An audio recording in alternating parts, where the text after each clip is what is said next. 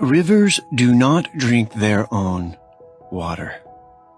Trees do not eat their own fruit.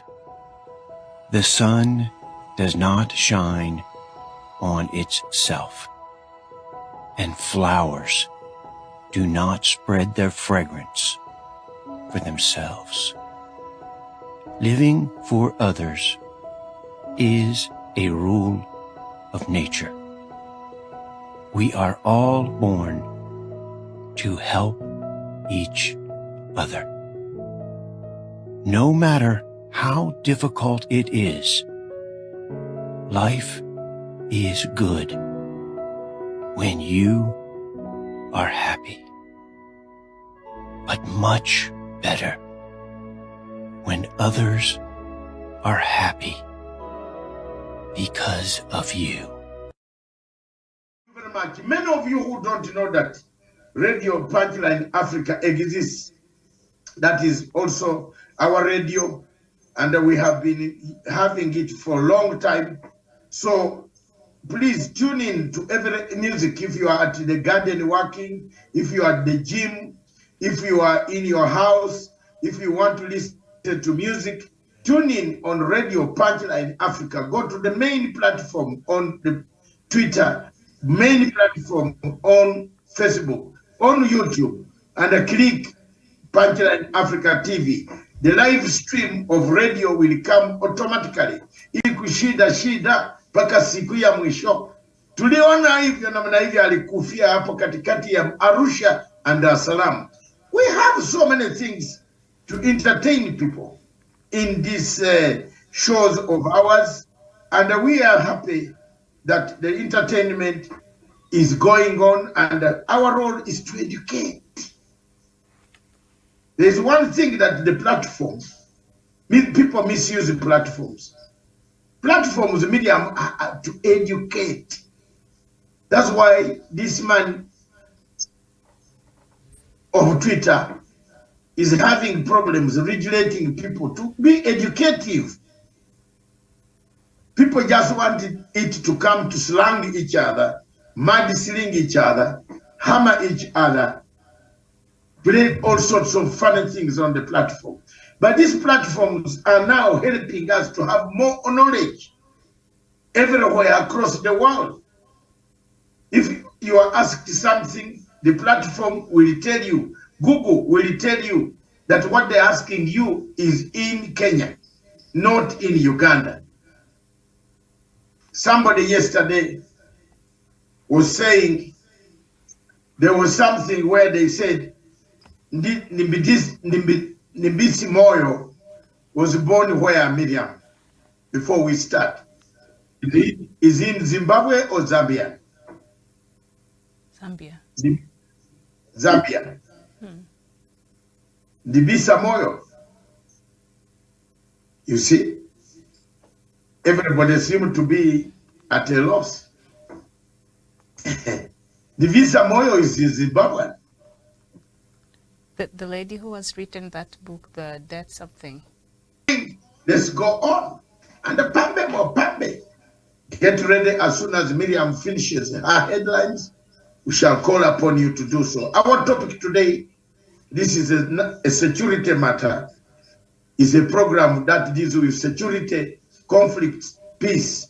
How do we merge the three? How do we make sure that Congo, and we want to congratulate the president. But Doc, they're saying here she's a Zambian-born economist.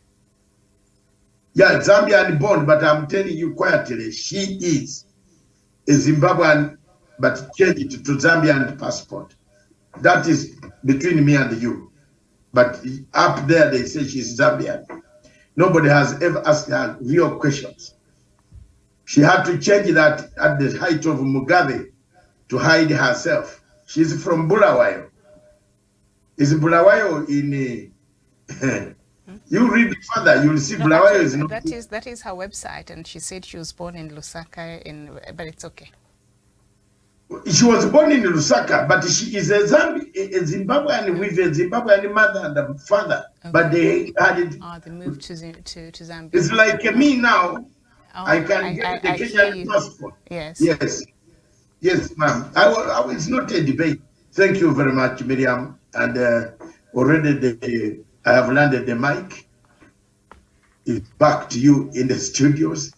I was talking about the topic of today, and which is very, very clear, is Frontline and Mr. Pambe Mukanga have done their best on the type of news, brief news from whatever region they are in Nairobi. Thank you. All right, very good morning. I'll just go quickly the headlines this morning from Kenya, the Daily Nation. Boarding schools shock for parents. In a move that caught families unawares, the government yesterday slapped a ban on registration of new boarding schools for children in grade 1 to 9 and any form of boarding for junior secondary school. Children from pastoralist communities will, however, be exempt from the new rules. That story is on page 2 and 3. Kenya seeks 92 billion Kenya shillings treasury in talks with World Bank for loan to be secured by June. 53 armed groups in DR Congo signed peace deal. You'll find that on page 24. Judges strike a blow for gender balance in Supreme Court. There can be no more than 4 judges of one gender in the Supreme Court, the appellate court has declared.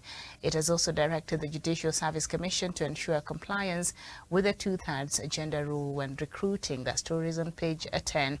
Kenya seeks to host 2027 African Cup of Nations Championship. That is on page 23. And Raila starts 30 days of Lagging behind. But his continuation, his support from the government of Republic of Kenya is what I would like to commend. And I thank you people, Miriam in Nairobi, pass my greetings, pass our greetings to the people of Kenya for having supported a peace process in the Democratic Republic of Congo. After all, that is what we need in Africa, not a football cries, not celebrations of a team which sponsors conflicts on the African continent. That is my stand. And any questions that can come from there are welcome. But what is it that we want to achieve here? How do we marry peace, security, and the conflict itself? That is the bottom thread, the inner thread of our discussion today. How are we going to make sure that there is no recurrence of this peace process, of these conflicts, that there is permanent peace, there is security among the areas where the M23 has surrendered, and among the people where the M23 claim that they are being discriminated and killed, and their people are being killed, which has sparked a conflict. That is what I'm trying to do. That's what we want to discuss tonight, this morning. Thank you very much. Miriam, let's kickstart it with some basic units and information background, if you have any, that side.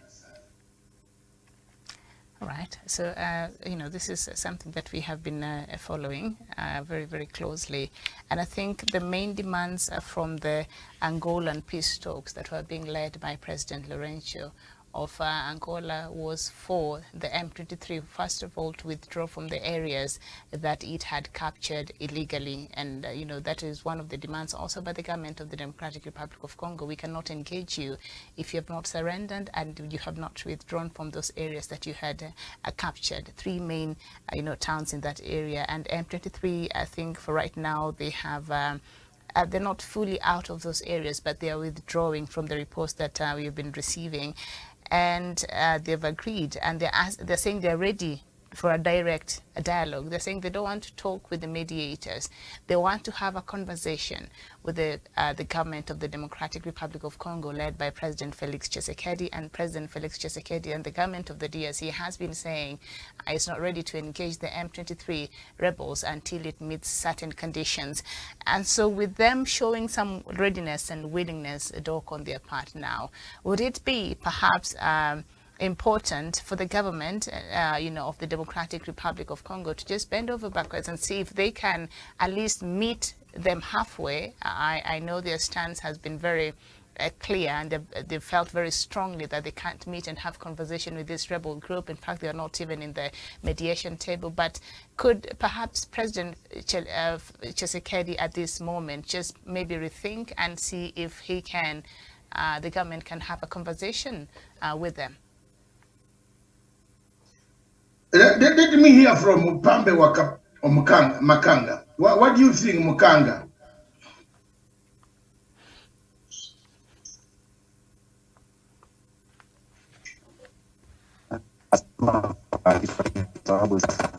East Africa. The network is yes. Yes.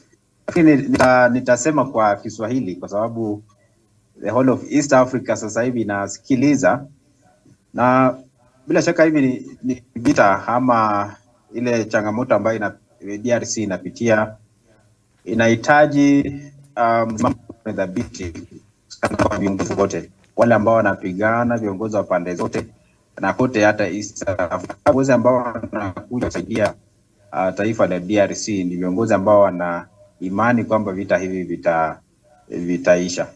Tunakumbuka kwamba ule mkutano ambao ulifanyika kule Angola, baadaye sasa ukaja hasa Nairobi hapa Kenya. Bila shaka ni mpangilio ambao ulikuwa sawa kabisa, mpangilio wa kuleta pamoja hao viongozi, na vile vile M23 pia wakiwa pale, wale waasi ambao walikuwa wanapigana katika taifa hilo la DRC.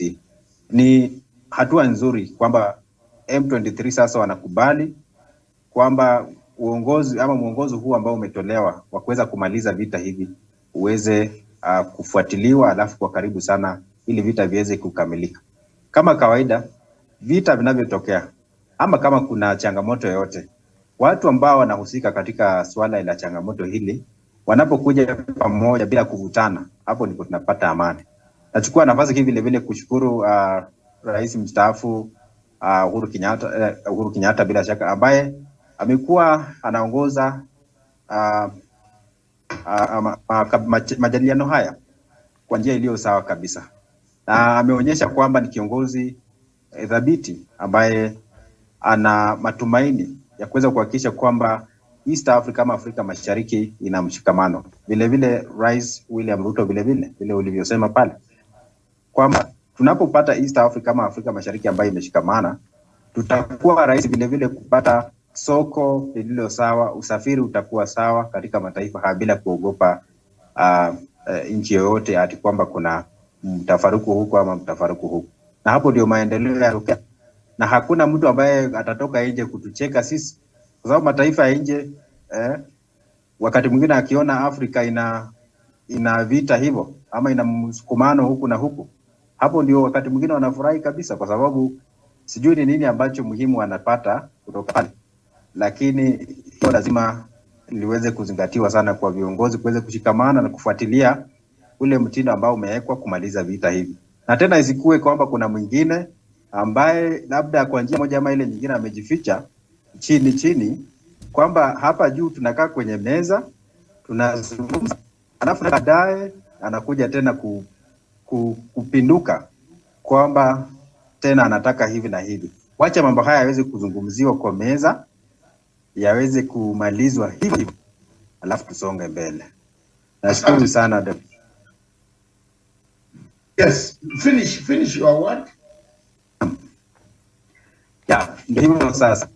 Kwa hatua hiyo ni muhimu sana, ndio sasa najaribu kusema namna gani kwamba viongozi waweze kushikamana na hatua ambayo wameshaichukua, usikue tena kwamba wanarudi nyuma. So namaliza mtafaruku kama makabiliano ya kivita katika taifa moja, tunaenda kwa lingine, kwa sababu kuna mataifa mengi hapa Afrika ambaye yamepata changamoto za kivita. Tuna taifa kama Sudan tumepata ambalo bila shaka kama ile nyingine viongozi wameweza kusaidia kutoa vita kukabiliana vile vita vya pale.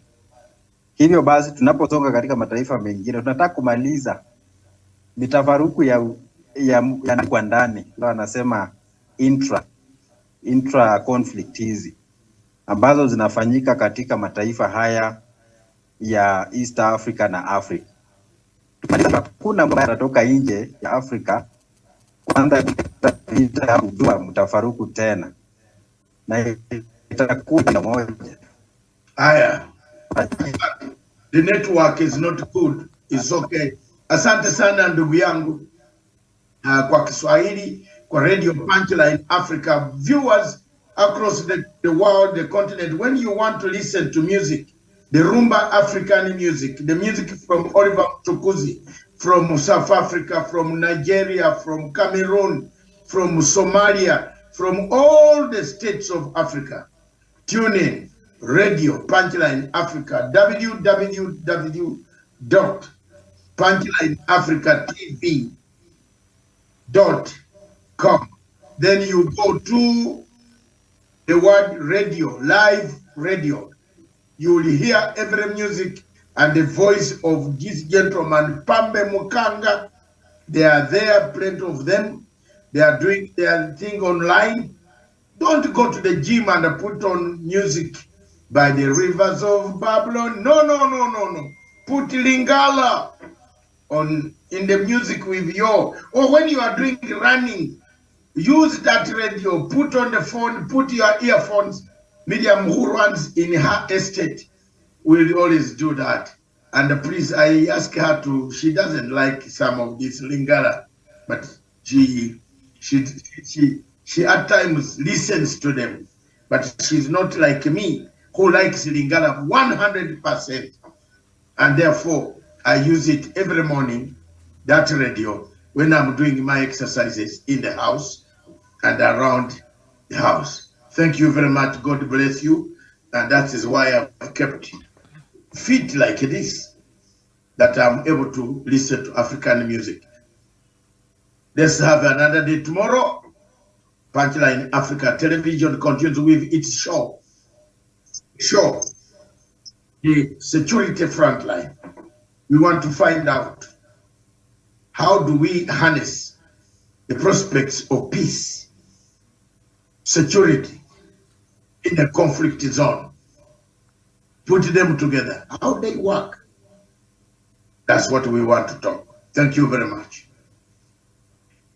As we speak, as Mr. Pambe Makanga goes off, we are left with my sister Miriam, and we have to smash it out up to the end. And let's see. Miriam, there are sorts of conflicts on the continent of Africa. One of them is inter-party, inter-country state conflict. That is usually a proxy war where we talk about boundaries. The African Union Constitutive Assembly Arrangement talked about boundaries of 1884, never to be discussed. We saw the intra-party, interstate conflict like the one of Somalia on the oil fields, seeking to change the border between Kenya and Somalia and the rest of Africa. That is a proxy war that was coming, which we saw coming. We also have what we call expansionist wars, conflicts of expansionism, where people have expanded and they want to expand territory, capture, influence, ethnicity.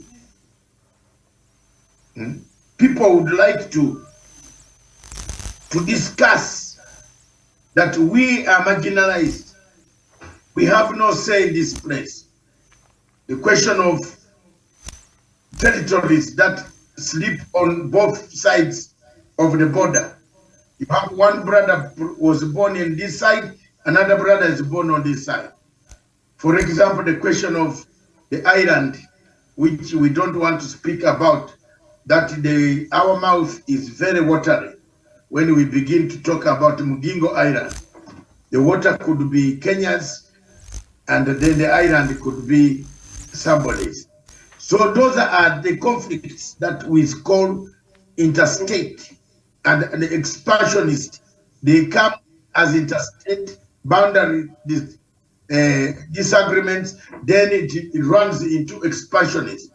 Is somebody looking to expand a territory You have seen sentiments that are coming out of certain people's mouths. Could this be a precursor to bigger things that are coming? But in Congo, this is happening. There are people who think, as we speak now, scholars of international repute, most of them in Europe are saying the only solution that you can have a better Congo is to find a better solution by uniting the people. And the only way to unite the people of Congo is to give them some sort of autonomy, autonomous, semi-autonomous status, such that they belong to the state, but they have that feeling of nurturing themselves. And that feeling should be they govern themselves on private matters, on minerals, for example. Let the areas in Eastern Congo produce the minerals for the state, and let the state facilitate these minerals to be sold, and then the citizens of that country can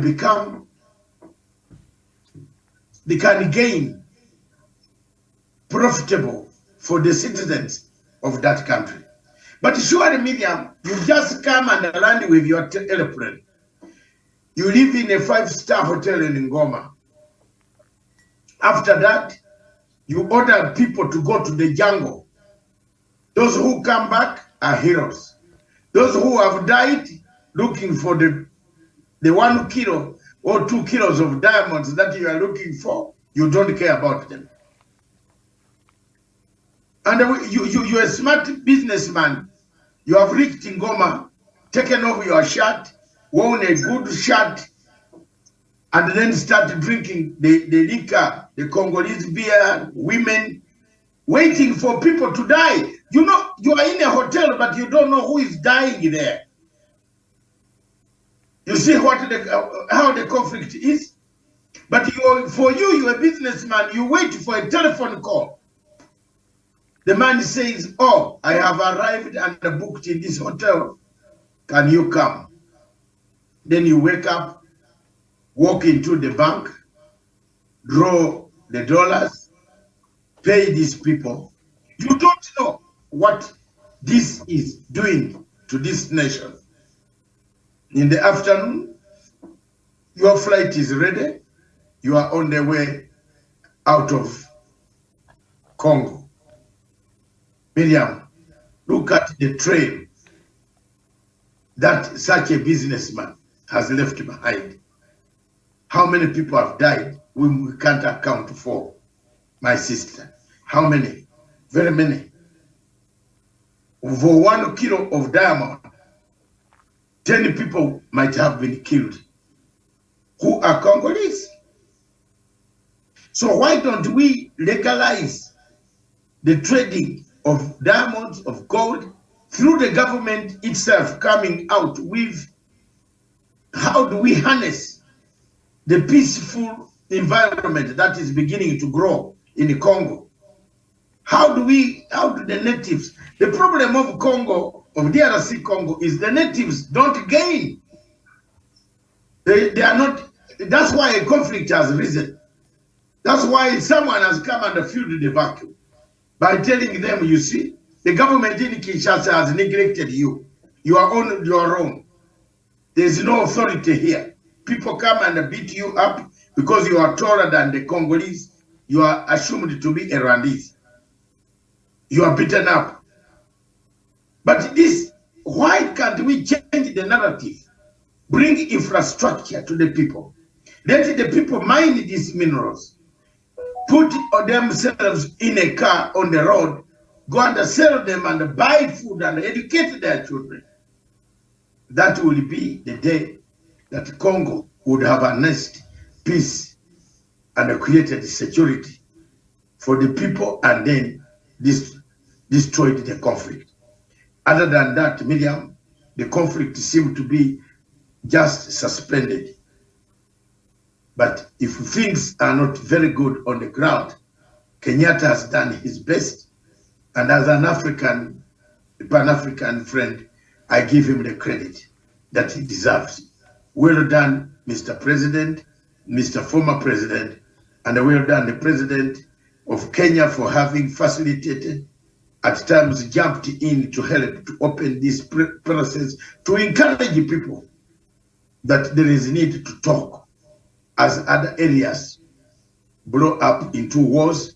Let's cool our wars in Africa, and Africa will return and rise again. Miriam. Yes, indeed.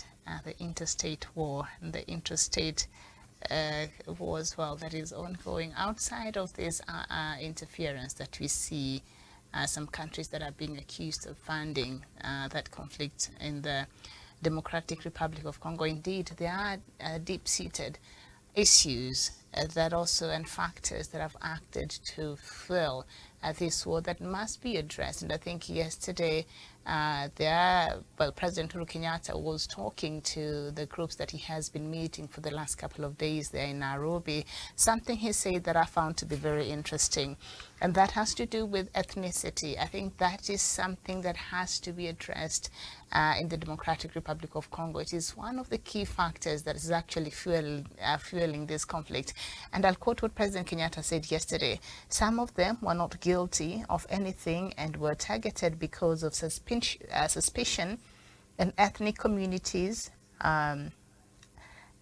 they hail from. The president, Felix Tshisekedi, has said they will form the committee, and I told him also I want to be part of it, also those with no criminal record to be released at once. So there are, from what President Uhuru Kenyatta was saying yesterday, there are people who are suffering, perhaps they're in jail and perhaps have been killed, not because they've done anything to warrant that, but because of their ethnic background, and because of that, how they're perceived to be, and perhaps who they're perceived to be aligned to.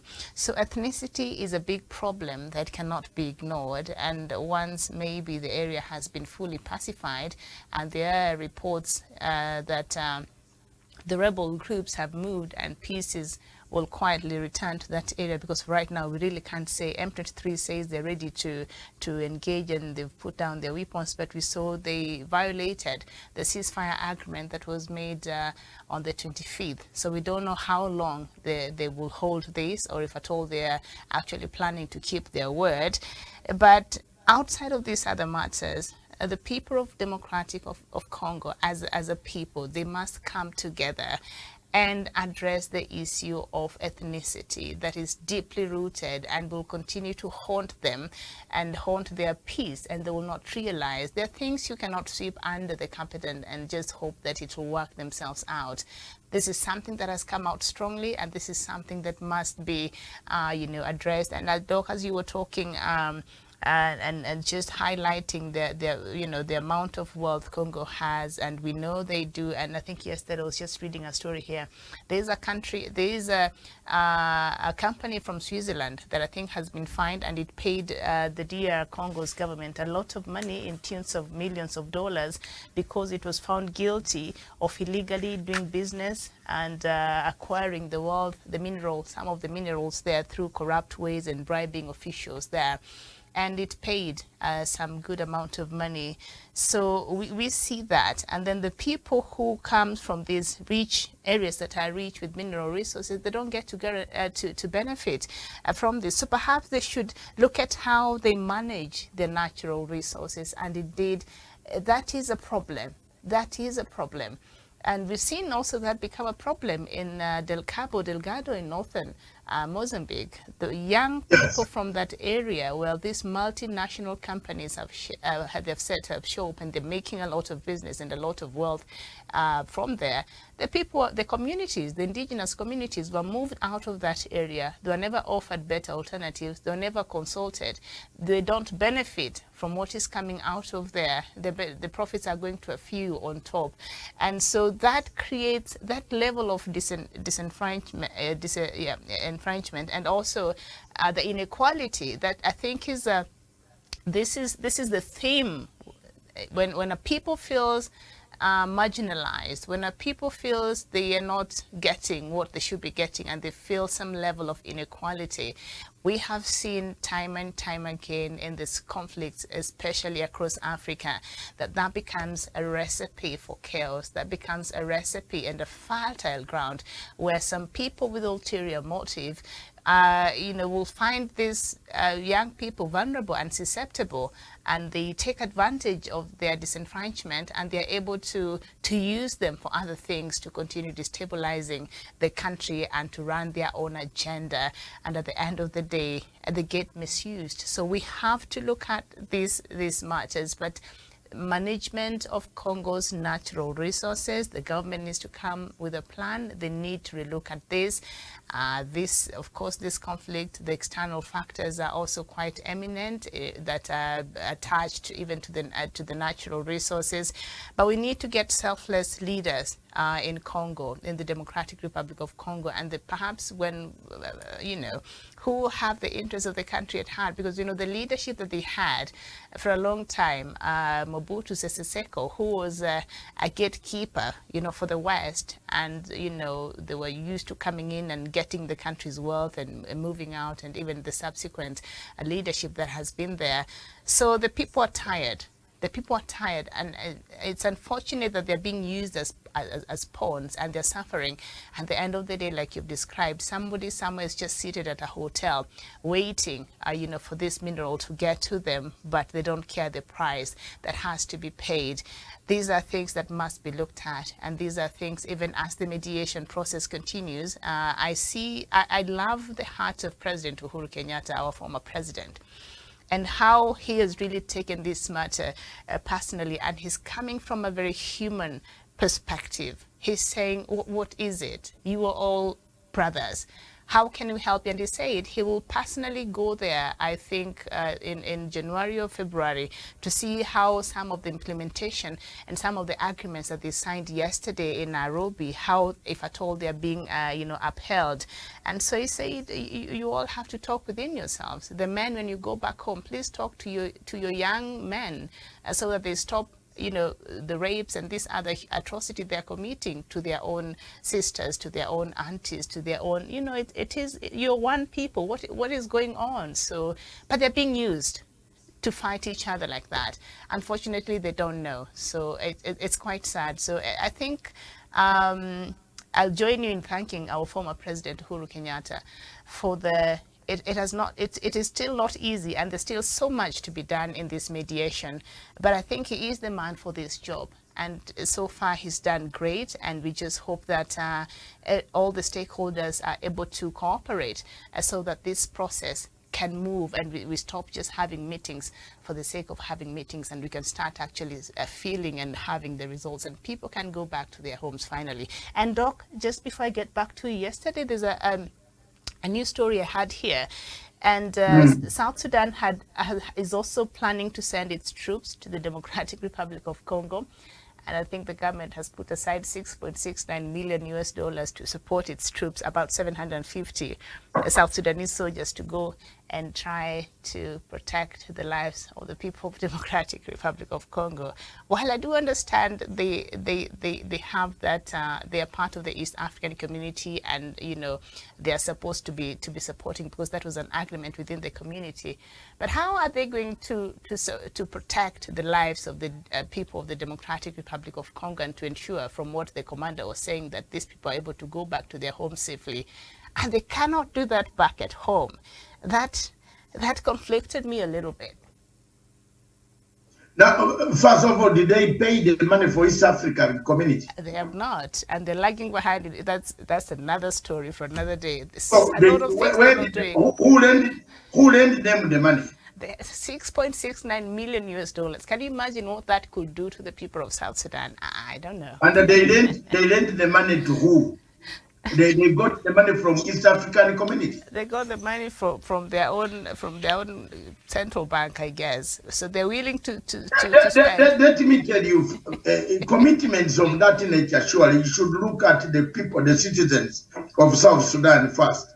We know South Sudan also wants to have, no country does not want to have a national international and image and pride by contributing in such ventures like the peacekeeping ceremonies, stabilization force. But surely, if you are not eating, then you want to go and give food to others. No, if you're when not you are stable, you're not even stable, what are you going to stabilize elsewhere?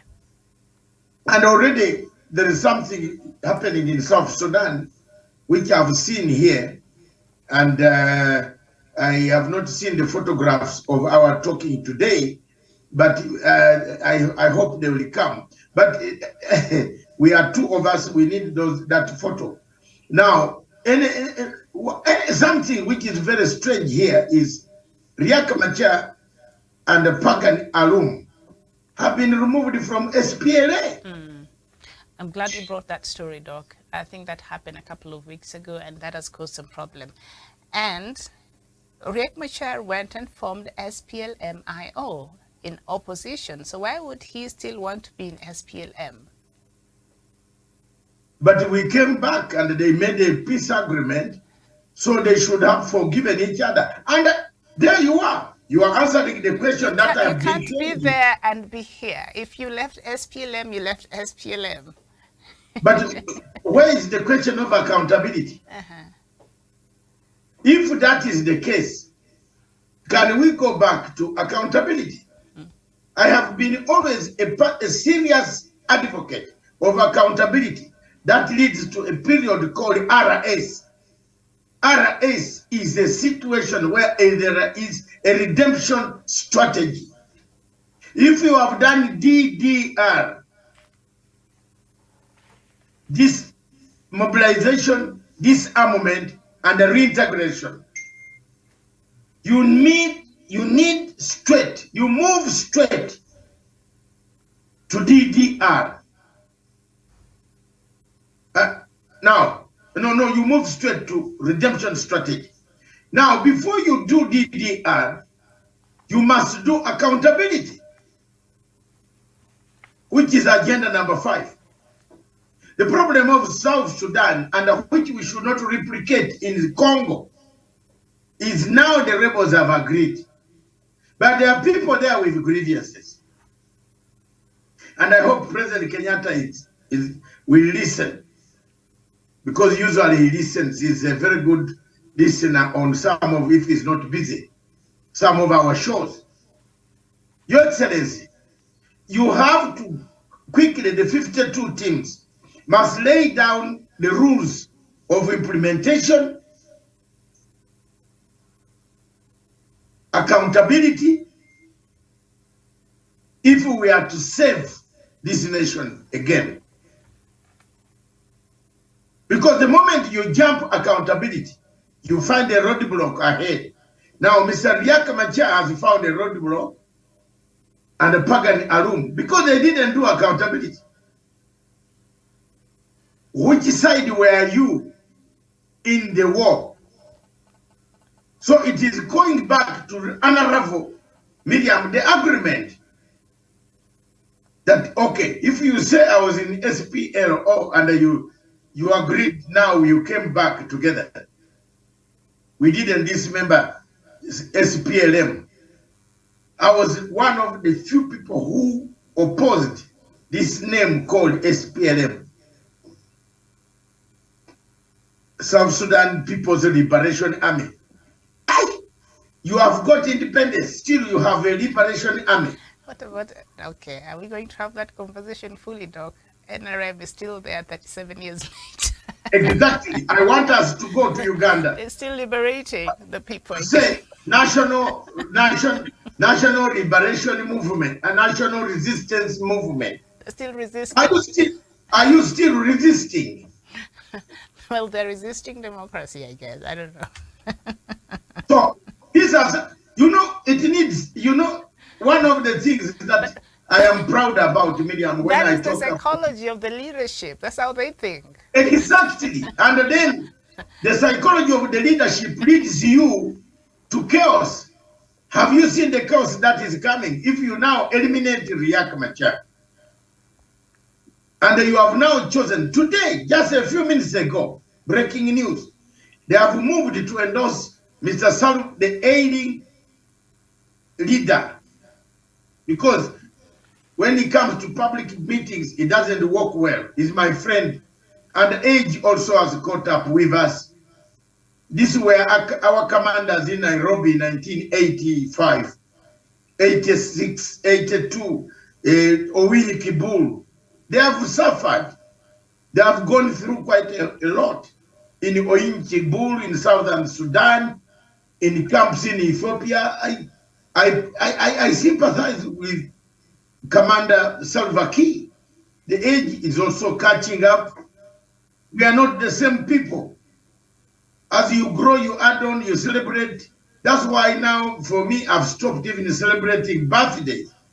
Because each birthday you celebrate now reminds you of the bad journey ahead of Damascus. And Miriam, where is alone? You are saying you are approaching 70. What? You know that depression can come in and finish you. So you look back and say, now Miriam says, I'm only 33, 34, 35. You can't even eat food with her on the table. You rather run away. When she tells you, I'm 34 and I still have a bright future. Unaona, that can kill you as now. That's why David, this man of here you see, does not celebrate. Does not celebrate birthdays. Because each birthday you celebrate, just send me quietly money, I will buy airtime. Increase 1,000, which I think I owe you. Miriam owes me my present, my birthday present, which just passed in October, 2 months ago. I was still waiting for that present, but it never came. Buy me a shirt, I'll quietly buy me a trouser. I'm not saying you, those who have not done it. But for me, the army, Salva Kiir is now something like a 76. You see? Or 70 something. It is age is catching up. Groom a younger generation. Groom somebody you trust. And I say, please, when I step aside, Miriam will take over and run this party. But here we are. And that's why divisions now, all the divisions that are occurring right now, Madam Miriam Ogutu, they are going to wreck the peace that we have been seeing. That is why I brought this topic. How do you harness the presence of peace, security, and in a conflict still raging? We have talked about intra-wars, that still rebel groups, 52 of them. 52 have come out, they have agreed. The other 80-something, we don't know what they think. They also, this 52 will go and talk to the 80. Okay, fine. But if you don't move fast, whoever funded this war, whoever collects the diamonds, who sits in a hotel in Ngoma, could come and say, you know, don't worry. Now, for every 1 kilo you bring, I'll give you a quarter of that money in cash, in dollars. People will go back to create a conflict, to kill one in order to grab the code or the diamond to go and sell it to the seller. So that one becomes a proxy war sent, which can, there are people who claim they don't have a state where to go. Like M23 has said, we are Congolese, but we are not recognized in the state of Congo. That's why we want direct talks with the president. So, but one question to M23, how will you talk to the president when you left, when you don't talk to him? You need a mediator. Then there is a last very dangerous war, which we must be very careful about. And that dangerous war is called a transitional conflict. A transitional conflict is taking place. A transitional conflict is taking place in a very difficult situation. And Miriam, you can talk about transitional conflict. Do you know it? Yeah, I have a name for it. I'm just forgetting. There's a transitional conflict. Is we're moving from one center with it.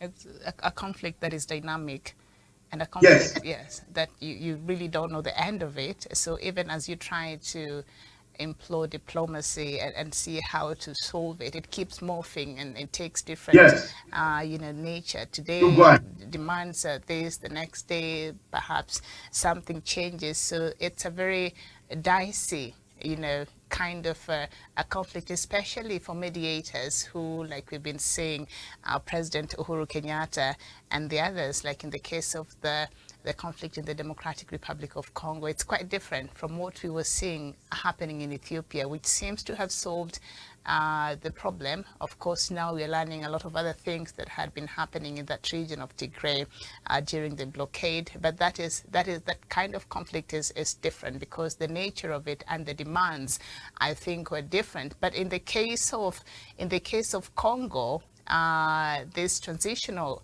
conflict, it's a conflict that has been there for over 20 years now. And because that's how long the MONUSCO, the United Nations mission in the Democratic Republic of Congo, has been there since the offstart of this conflict in 1999, I think just around that period. And it has been morphing, and we've been learning new details, we've been learning new courses, we've been learning new demands, from the actors themselves, and other things keeps, coming in. So it has become very difficult to solve this problem. But there are a couple of things that have remained constant about the actors themselves and about what is it, that is the core. Unfortunately, while other solutions are being tried to be gotten in this conflict, nobody seems to want to go to the core of what really is the matter as far as this conflict is concerned. And that is because sometimes they keep changing the goalpost, but there are factors that are constant. So my wish is perhaps the mediators will go and find the constant, that has always been the problem, and try to just find a solution for that. But Doc, as I was explaining, in transitional conflict, the one we see in the DRC, it becomes very difficult because of the goalpost, keep changing. It keeps changing. Today it's one thing, the next day is something else, and you wonder, so what is going on, and how can we arrest this main thing and sit it down and address it properly as it should. But that is the nature of a transitional conflict. Today you're looking at something totally different that might come up again tomorrow. So it becomes a real challenge as far as diplomacy and mediation is concerned.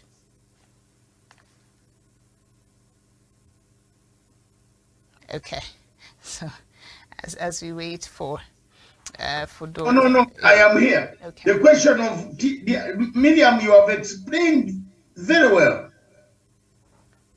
In transitional conflict, who suffers most? Who suffers most? Of course, the innocent civilians, yes. Civilians suffer most in transitional conflict. And in all conflicts, yes. No, what the annexation, you come and take over and keep quiet. And say, I want you to be kneeling before me every morning. Talk about kneeling. You saw the nurses, men kneeling before President Museveni in Kampala. The things that happen in that wonderful country, Doc, I can't even start talking about it. It gives me. I will bring the question on Friday. Don't spoil the proof. the great country, our wonderful neighbors. It's amazing. Yeah, I mean, there are so many things that happened there. Last night I was on a Twitter, on a Twitter space, Miriam, before I answered this question. There is a younger man who always comes on this Twitter and tries to speak rubbish about Museveni. Every day, every tweet, every Twitter space you go, he's there. And he's talking about Museveni, alleging so many things about President Museveni on Twitter space and about Uganda. Then I told this younger man, please, for goodness sake, some of us who have been in a struggle for a long time, you are under 27 years old. Not even half of the age of what I've been in exile. I've known President Museveni as being very vicious when it comes to people who write about him. He would rather face you with the gun, and if you say you have picked guns and you are going to the bush somewhere in Bugisu, Museveni will come for you. In fact, he will spend all that time on, he enjoys that. But the person he fears most are those who sit down, like Orlando Tunu in the new UN, Matanga and others, and write. There he will come for you, badly. Both of them, both the two leaders have that aspect. And I was warning this younger man, every time you come to the platform, even a subject that does not concern President Museveni of our country, you bring the name of President Museveni. His Excellency President Museveni has got his own faults. But there are good things that he has also done. One of the good things is in my house, in my household, where I left my mom, there is a tapped water. Miriam, there is tapped water, tapped clean water. That is something I never left here. There is power, electricity. Switch on, kapa, switch off. Hala. So these are some of the accolades we should give when you are doing analysis, balancing of your essay. Balance your essay with the good things, and then come and say, although these things have been going on, there's also been the kneeling down before the president, which I, as a Kenyan, I hate. But we as Ugandans, we are supposed to kneel before the king. A man like me with this big body, I go down and say, thank you very much, sir. I'll tell you the story of the king, which I've told you before. In 1963, King Edward the late Mutesa came to our primary school. I was in primary 3, 1963, yes. Because there was this, you know, the thing that you people in Kenya have brought back.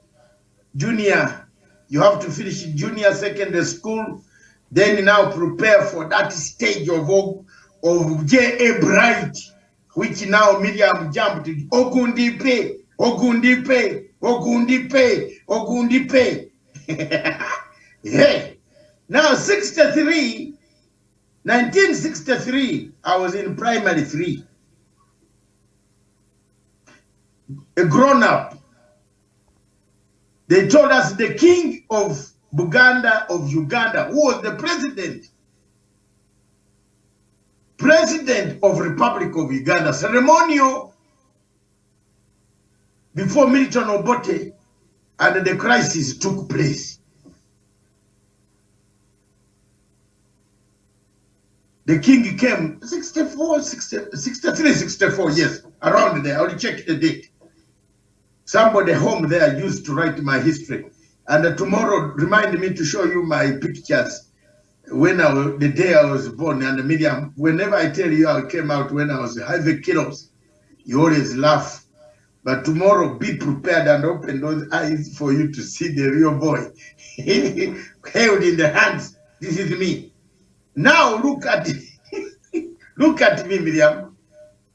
The king was, we were told, my mom prepared us. I'm trying to give you this analysis of why we men in Uganda kneel. My mom prepared us. Tomorrow we leave here at 5 a.m. to get a vantage position where you can see the queen. Since I am in the Mothers Union, your school will look after you while I'm singing in the Mothers Union. You know, King Edward Mutesa was an Anglican. So we Protestants liked him like we liked Obote. But we did not like the people who go to another church called the Catholic Church, which is Rubaga.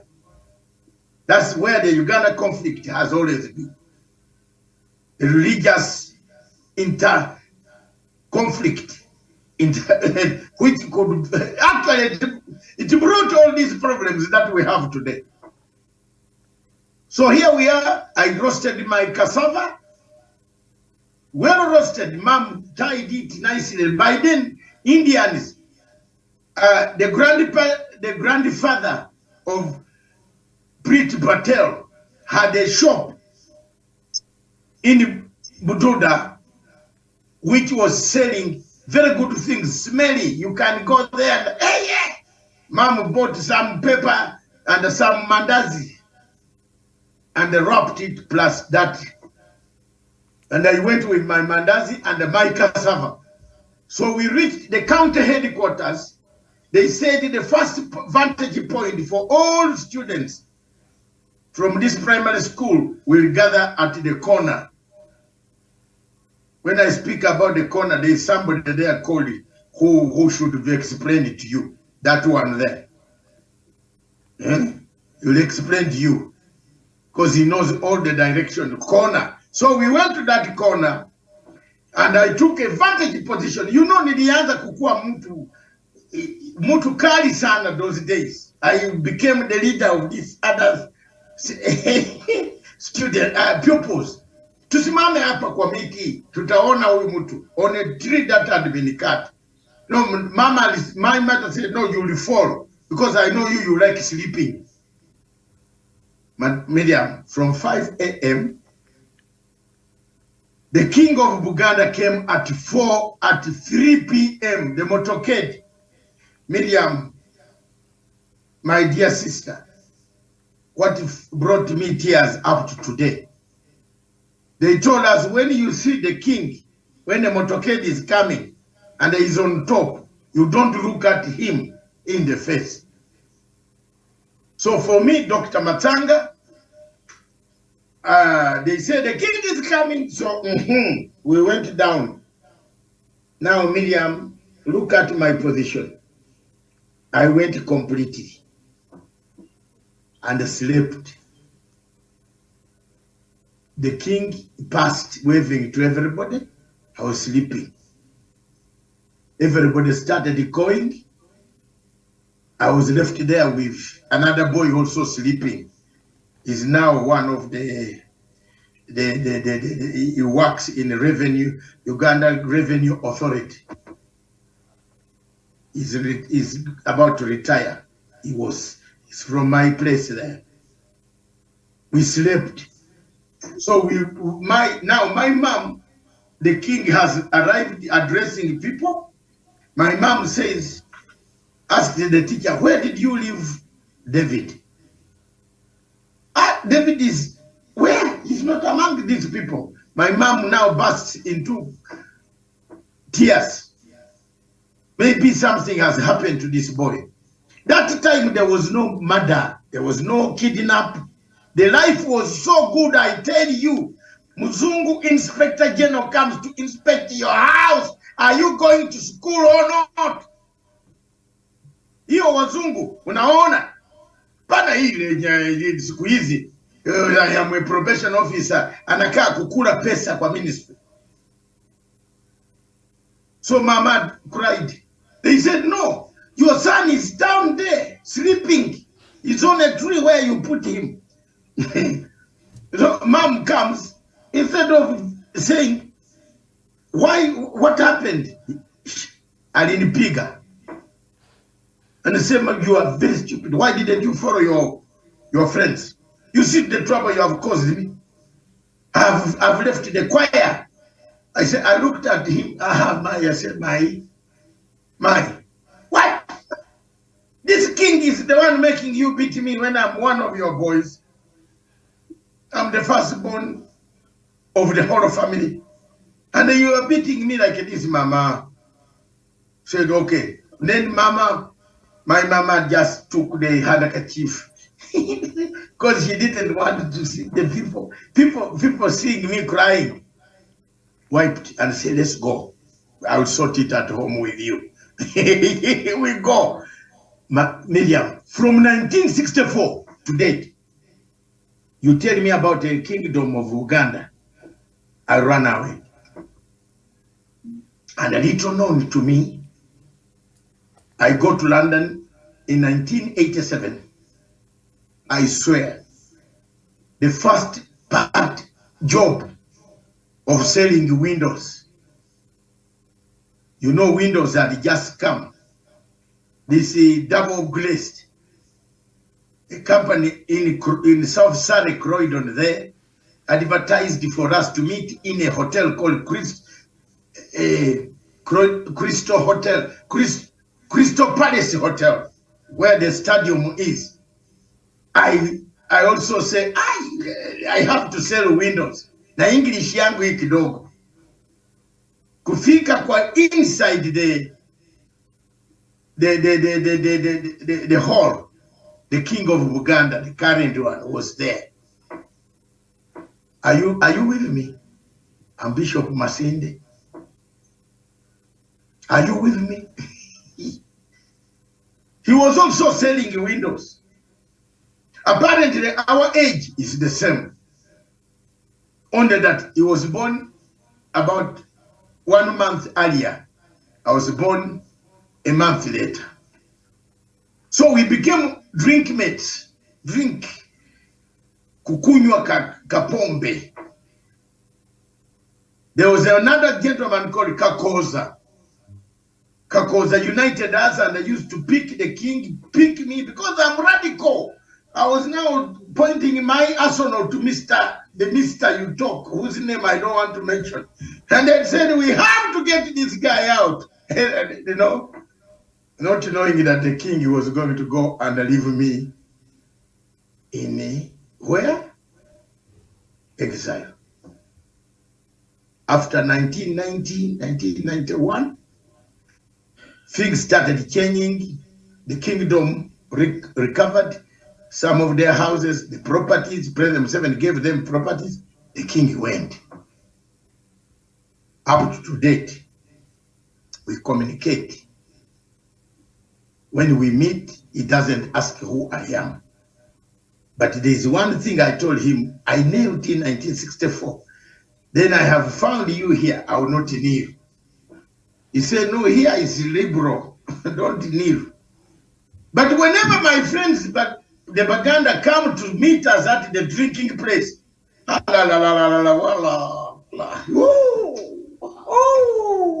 hey. So me, I said, Then he said, are you not going to do the same? I said, no, I'm a Mugisu. You colonized us, but we don't kneel for you. We are sorry. I'm sorry. Thank you very much for telling this story. It's part of knowing your culture, media. It's part of cultural interactions that you don't become a Riaka Machar, that you don't become a Makenga, that you don't become a Sultan Makenga to oppose people, but learn behavior. So when you say our country, your country, the neighbor, we have very crazy people there. Some of them will threaten you up to the end of the moon, but they will do nothing. When you meet them, they are very good people. Eh? When you meet them, they are very good people. When I did not want to shake hands with President Museveni at all when he came to Juba. But lastly, when I went to Kampala under the auspices of other presidents, they said, you people have to do peace talks. Now we have finished the one of NRA, we want you to do yours. We did peace talks. We shook hands. And from there, when I looked at his face, I told him, I'm shaking my hands, but I will never come back. He said, why? No, there's a house. They can buy you a house here. Buy a house for David. I said, no, I have a small house of my own, Mr. President. Thank you very much. We have brought the peace. He said, no, go and be the ambassador for peace. That's the truth. That's my destination. And I've never changed from being an ambassador for peace. I'm not paid by the government of Uganda to be an ambassador for peace. But I can't be on a platform where you talk about Museveni from morning up to evening. Even when the topic is talking about oil in Mexico, I run away. This younger man, every platform he goes to, he talks about Museveni. Even when it is Russian war and the Ukraine, he says Museveni is also involved there. So I say, no. Yeah, and Doc, I think it's not so much because we understand that the kneeling is part of the culture in Uganda, so I don't think anybody has a problem with that. I think the reasons behind the kneeling and perhaps the prayers the nurses were making, I think the reasons is what got a lot of people talking, and not the kneeling, because that is part of your the culture, and I think we respect that. It is the reasons behind why were they kneeling, and what was the reason why, and what was the message behind the kneeling. I think that is why so many people had a lot to say about that. When you kneel, the king rewards you. No, the message they were taking to the king, that is hapo ndio kulikuwa na when you kneel, the king rewards you. Their prayers to the king, like thou leadeth forever. The king rewards you. When you kneel, the king will reward you. And the king will listen to your views and perhaps reward you with a county, a sub-county, where you can now be the chief collecting obusuru tax on behalf of the king. So kneeling is a respectful angle for women. You must, and the children, you must respect your dad. My daughters, however big they are, I swear, you can't come greeting me while you're standing. Am I equal with you? At least do this. A small, medium, do this. A small one. Hi, Dad. But you were totally squeezing. Hi, Dad. How are you? Where? Yeah. That's where we have lost it. And the medium, you can't encourage your son to come and just run into your bedroom. You said, what are we doing? Why are you in the bedroom? Some of these people ask those questions. Yeah, Doc, it is what the doctors and nurses, or the message that they were carrying to the king is what was is what was causing a lot of conversation. Yeah, they felt the king was still fit enough, and the king perhaps... No, what are you trying to land it? To land the might live to be 120, so the king should continue leading the people. I think Yeah, that was that was the heart of the conversation. All right, I'll move on from that. No, no. Why are you not being honest? Land the mic. Yeah, was it the nurses and doctors who were Nurses wanted urging the nurses the president? no, the nurses wanted the increment of their salary. So they're like, we want you to run They again are in on strike. Yes, 2026. some of the nurses in Uganda are striking. Yeah. In fact, they have copied the nursing institution in London that when you are sick, don't try to go for Christmas in London. Stay where you are and have a link with your doctor wherever you are in Africa, because things are not very good there. No doctor, a doctor will take 10 hours. So by 10 hours, how long will you be alive? But they were political. They are not political, they are nurses. They are asking for increment in salary. And if you read the papers within the coming 2 days, 3 days, President Museveni would have increased the salary of all nurses. Yes. The respect. Yes, it gives incentive. It's part of the peace process of redemption strategy. In Uganda. There is no redemption strategy without eating. All right, I see the Yes. You can't be, you have been eating goats alone. When we are redempting, you must share those goats with me.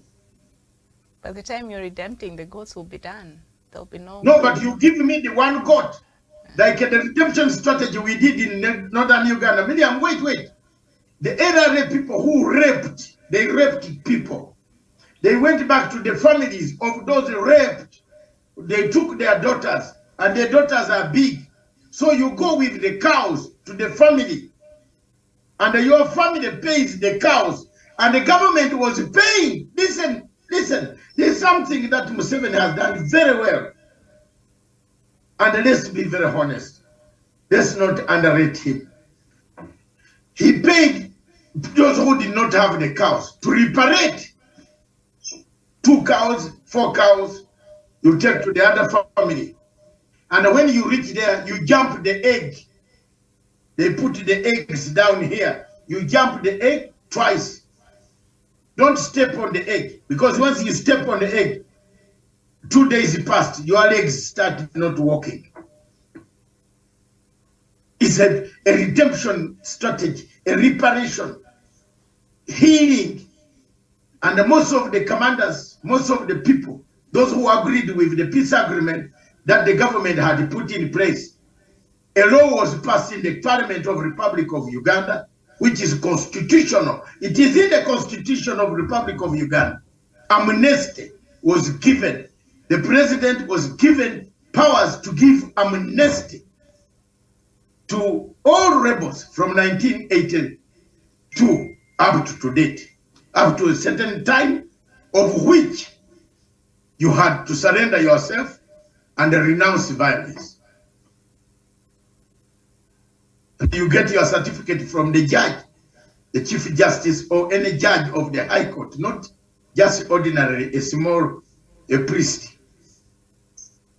No, a judge of the High Court stamps your certificate, gives you your certificate. Miriam, are you hearing me? Are you with me?